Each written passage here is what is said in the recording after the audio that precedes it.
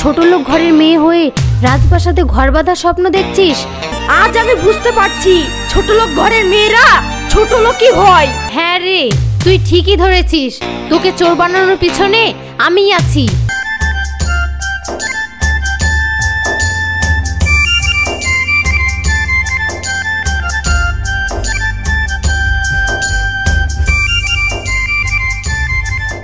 এই দিলুয়ার, শোন এখানে।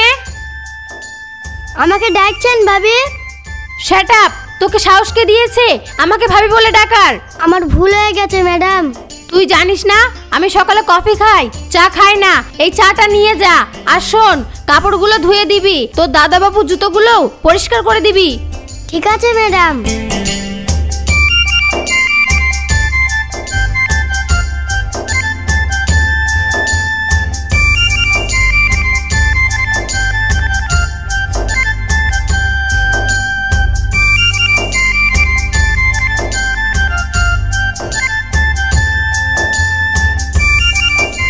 কই আমার সোনা, আমার তো অফিসে লেট হয়ে যাচ্ছে, চলো একসঙ্গে খাবার খেয়ে নিই। না, আমি খাবো না। কেন খাবে না সোনা? তুমি কি রাগ করেছো? আমি রাগ করব না? কতদিন ধরে তোমাকে বলছি বন্ধুর জন্মদিনের পার্টিতে যাব, আমাকে হিরের নেকলেস এনে দাও। তুমি কি এনে দিয়েছো? আরে সোনা, তুমি রাগ করো না, আমি অর্ডার দিয়ে দিয়েছি, আজকেই চলে আসবে। এবার তো খেয়ে না আমার সঙ্গে। এই তো আমার লক্ষ্মীটি।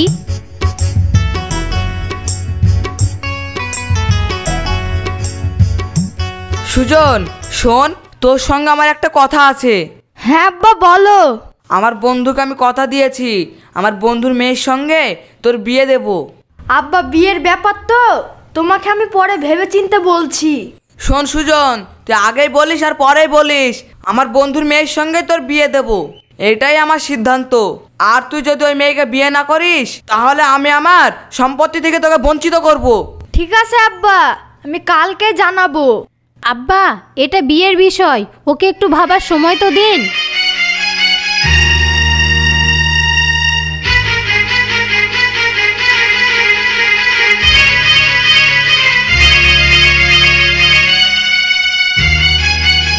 হ্যালো। হ্যাঁ বলো জান। তুমি জানো না, তোমার সঙ্গে কথা না বললে আমি এক মুহূর্ত থাকতে পারি না। তুমি আমার ফোন ধরছিলে না কেন, তাই বলো। জানো আমি বিশাল বড় প্রবলেমে পড়ে গেছি, তার জন্যই তোমার ফোনটা ধরতে পারছি না। তোমার কি প্রবলেম হয়েছে আমাকে বলো। ফোনে সব কথা বলা যাবে না, তুমি আমার সঙ্গে দেখা করো। ওকে জানেমান।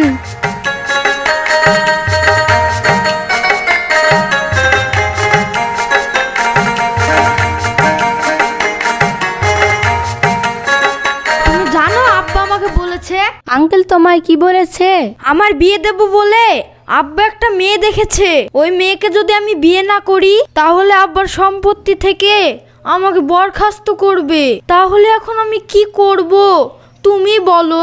আমার কোনো মাথাতে কাজ করছে না। শোনো, আমি যেভাবে তোমাকে বলবো তুমি সেভাবে কাজ করবে।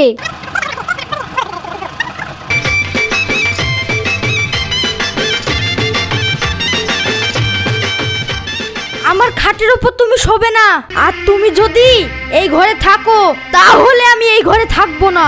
আমি ভাবতেই পারিনি যে তুমি আমাকে বিয়ের প্রথম রাতেই ঘর থেকে বার করে দেবে। আমি কি জানতে পারি আমার কি অপরাধ? তোমার একটাই অপরাধ, আমার বউ হয়ে তুমি এই বাড়িতে এসেছো। তুমি হয়তো জানো না আমি একজনকে ভালোবাসি, এই জায়গাটা তার, তোমার না। আর হ্যাঁ, তুমি একটা কথা মনে রাখবে, তোমাকে আমি কোনোদিনই স্ত্রীর মর্যাদা দেব না। ঠিক আছে, তুমি চিন্তা করো না, তোমাকে আর ঘরের বাইরে যেতে হবে না। তুমি খাটের ওপরে শোও, আমি নিচে ঘুমোচ্ছি। তুমি যতদিন না আমাকে স্ত্রী মর্যাদা দেবে ততদিন আমি তোমার কাছে যাব না। তুমি নিশ্চিন্তে থাকতে পারো।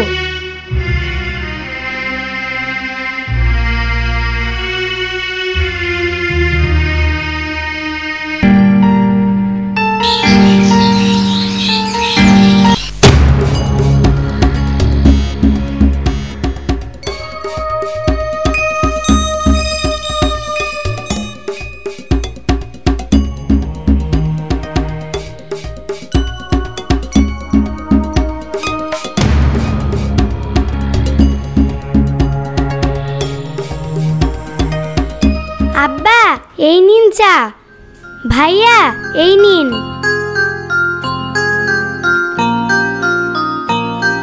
আব্বা, তোমার বৌমা কিন্তু খুব সুন্দর চা বানিয়েছে। হ্যাঁ রে খোকা, চাটা খুব সুন্দর হয়েছে। বাড়িতে ঢুকতে না ঢুকতেই শ্বশুর আর ভাসুরকে হাত করে নিয়েছে। আমার উপর দিয়ে ওরা চেষ্টা।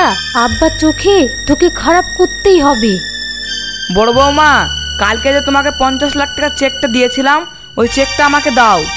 আপনি আমাকে কখন চেক দিলেন? আব্বা, আপনি কিছু মনে করবেন না। আমার মনে হয় আপনার ছোট বৌমা। আব্বা এই চেকটা কিনা দেখেন তো।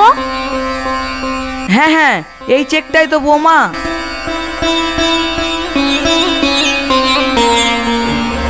তুই এই চেকটা কোথায় পেলি বল? আমি জানি তো, আমাকে আব্বার চোখে ছোট করার জন্য এই চেকটা আপনি আমার ঘরে লুকিয়ে রেখে দিয়েছিলেন। শুনুন, সৎ মানুষের আল্লাহ আছে। আপনি কখনোই আমার পরিবারের কাছে আমাকে ছোট করতে পারবেন না। এই কাজটাতে তো আমি ফেল হয়ে গেলাম। তোকে যে কি করে জব্দ করতে হয় আমার ভালোভাবেই জানা আছে। তুই ছোট লোক ঘরের মেয়ে হয়ে রাজপ্রাসাদে ঘর বাঁধার স্বপ্ন দেখছিস। আমি যতদিন বেঁচে আছি তোর ওই স্বপ্ন আমি কোনোদিনও পূরণ হতে দেব না।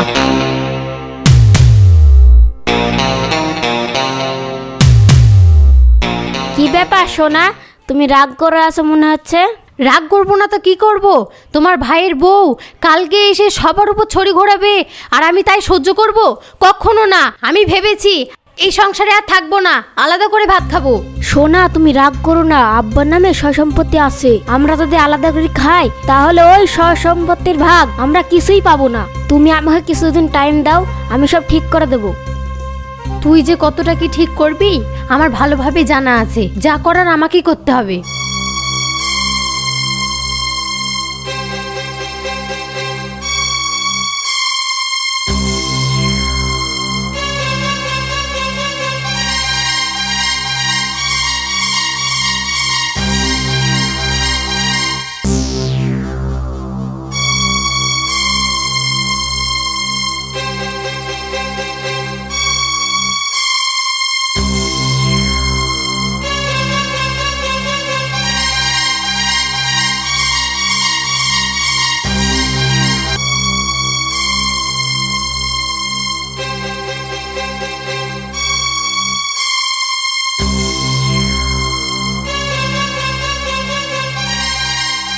এই দিলুয়া শোন।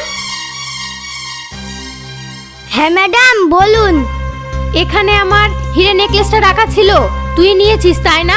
ভালো ভালো বলছি নেকলেসটা দিয়ে দে, না হলে কিন্তু খুব খারাপ হয়ে যাবে। না না ম্যাডাম, আমি লিইনি। আপনাদের বাড়িতে আমি 10 বছর ধরে কাজ করছি। আমাকে কেউ চোরের বদনাম দিতে পারবে না ম্যাডাম। আমি আপনার মালা লিইনি। আপনি আমাকে চোরের বদনাম দেবেন না ম্যাডাম। আপনি আমাকে চোরের বদনাম দেবেন না। তুই যদি নেকলেসটা না নিস তাহলে আমার নেকলেসটা হাওয়া হয়ে গেল। চ, তোর ঘর আমি সার্চ করব। তাই চলুন ম্যাডাম, তাই চলুন।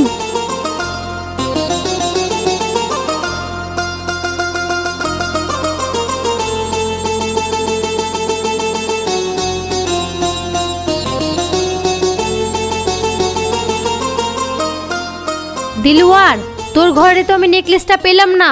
আমরা গরিব হতে পারি ম্যাডাম, কিন্তু আমাদের কোনো জিনিসের ওপরে লোভ নাই। তুই চুপ কর দিলওয়ার, কাঁদিস না। তোর ঘরে পেলাম না তো কি হয়েছে, আমি বাকিদের ঘরও সার্চ করব।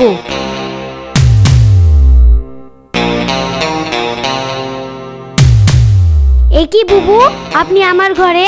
আমি আমার হিরে নেকলেসটা খুঁজে পাচ্ছি না, তাই তোর ঘরে খুঁজতে এসেছি।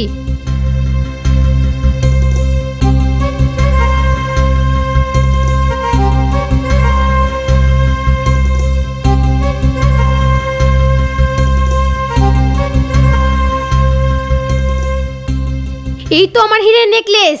তুই যে ছোট লোক ঘরের মেয়ে তা তুই আজ প্রমাণ করে দিলি। আপনি বিশ্বাস করেন বুবু, আমি এই নেকলেসটা চুরি করিনি। আমি বুঝতে পারছি না এই নেকলেসটা আমার ঘরে কেমন করে এলো। ছি ছি ছি, তোমার মুখ দেখে বোঝা যায় না তুমি এতটা নিস। আজ আমি বুঝতে পারছি ছোট লোক ঘরের মেয়েরা ছোট লোকই হয়। ছি।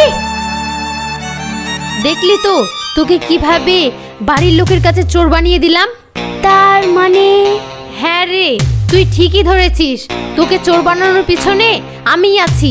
আর শুনে রাখ, খুব তাড়াতাড়ি তোকে আমি এই বাড়ি থেকে তাড়াবো। আর তুইও শুনে রাখ, তুই আমাকে এই বাড়ি থেকে কখনোই বের করতে পারবি না, কারণ কার কখন ভাগ্যের চাকা ঘুরে যায় কেউ বলতে পারে না।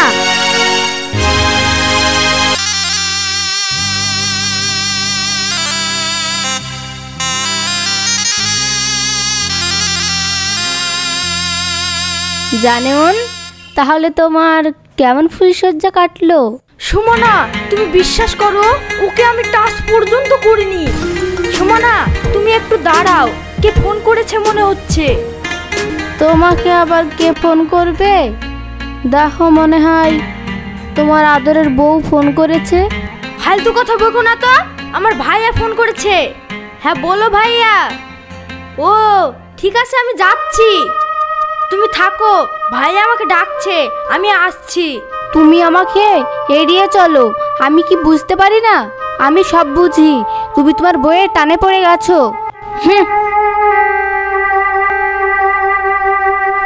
হাই ভাবি, কেমন আছো? আরে সুমনা, তুমি বসো বসো, এখন তো তুমি আর আমাদের বাড়িতেই আসো না। আমি কি করে আসবো বলো ভাবি, আমার তো জায়গা এখন অন্য কারোর হয়ে গেছে। সুমনা, তুমি চিন্তা করো না, তোমার জায়গা তোমারই আছে, আমি তোমাকে তোমার জায়গা ফিরিয়ে দেব। তুমি যদি সুজনকে পেতে যাও, আমি যা বলবো তাই তোমাকে করতে হবে। সুজনকে পাওয়ার জন্য আমি সবকিছু করতে রাজি আছি। ছোট সাহেব, সুমনা ম্যাডাম এসেছে বড় ম্যাডামের ঘরে। ঠিক আছে, আমি যাচ্ছি। তুমি জানো সুমনা, ওই রানীকে এই বাড়ি থেকে তাড়ানোর জন্য আমি কত কি করেছি। আব্বার দেওয়া 50 লাখ টাকা চেক,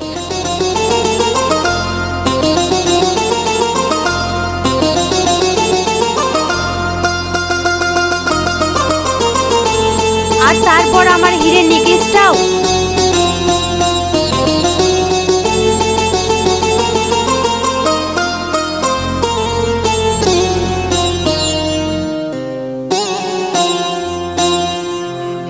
তাও এই বাড়ি ছেড়ে যায়নি, তাই আমাদের দুজনকে মিলে ওকে এই বাড়ি থেকে তাড়াতে হবে। ভাবি, আমি বুঝতে পেরেছি, তুমি চিন্তা করো না, আমাদের পথ ক্লিয়ার। বাহ ভাবি বাহ, তোমাদের কথা শুনে আমি মুগ্ধ হয়ে গেলাম। আজ তোমাদের কথা শুনে আমি আমার ফুলের মতো বউটার উপর কত অত্যাচার করেছি, ওকে আমি আমার স্ত্রীর মর্যাদা দিইনি। ভাবি, তুমি এত বড় কাল নাগিনী আমার জানা ছিল না।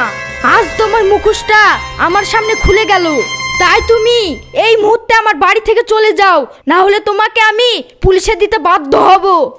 ভাই, আমি তোর সব কথা শুনলাম, এবারকার মতন তোর ভাবিকে তুই ক্ষমা কর দে। আমার মুখ পানে তাকি তোর ভাবিকে তুই ক্ষমা কর দে রে ভাই। আমি জানি তো সাগর, আমাদের ছোট বৌমা হচ্ছে নিষ্পাপ, ও কখনোই অন্যায় করতে পারে না। আব্বা, তুমি ঠিকই বলেছো। সুমনা, তুমি এখনো এখানে দাঁড়িয়ে আছো, এই মুহূর্তে আমার বাড়ি থেকে তুমি বের হয়ে যাও, আর কখনো তোমার ওই মুখ আমাকে দেখাবে না। তুমি আমাকে ক্ষমা করে দিও, তোমাকে আমি কখনোই স্ত্রীর মর্যাদা দিইনি, তাই তোমাকে আজ থেকে আমি স্ত্রীর মর্যাদা দিলাম, তুমি আমায় ক্ষমা করে দিও। তোমার উপরে আমার কোনো রাগ অভিমান নেই, তোমাকে আমি আগেই বলেছি, তুমি যে নিজের ভুল বুঝতে পেরেছো এটাই আমার কাছে অনেক। তাই বলছি, যার কেউ নেই তার আল্লাহ আছে, তুমি যে আমাকে আপন করে নিয়েছো এটাই আমার কাছে অনেক। দেখ সুজন, দেখ, লক্ষ্মীর মতন বৌমাকে তুই তোর ভালোবাসা থেকে বঞ্চিত করেছিলি, তাই ধনী গর্বের মধ্যে কোনো পার্থক্য নেই, বুঝলি সুজন? ভালোবাসার জন্য একটা ভালো মন থাকা চাই। বোন, পারলে তুমি আমাকে ক্ষমা করে দিও। তুমি আমার বড় বোনের মতন, আমি তোমাকে ক্ষমা করে দিয়েছি। বোন, তুমি আমার কাছে ক্ষমা চেয়ে আমাকে লজ্জা দিও না। আমি যে এই বাড়ির বউ, আজকে আমি সম্মানটা পেলাম, এটাই আমার কাছে অনেক। আজ থেকে তুমি আমার বড় বোন আর আমি তোমার ছোট বোন।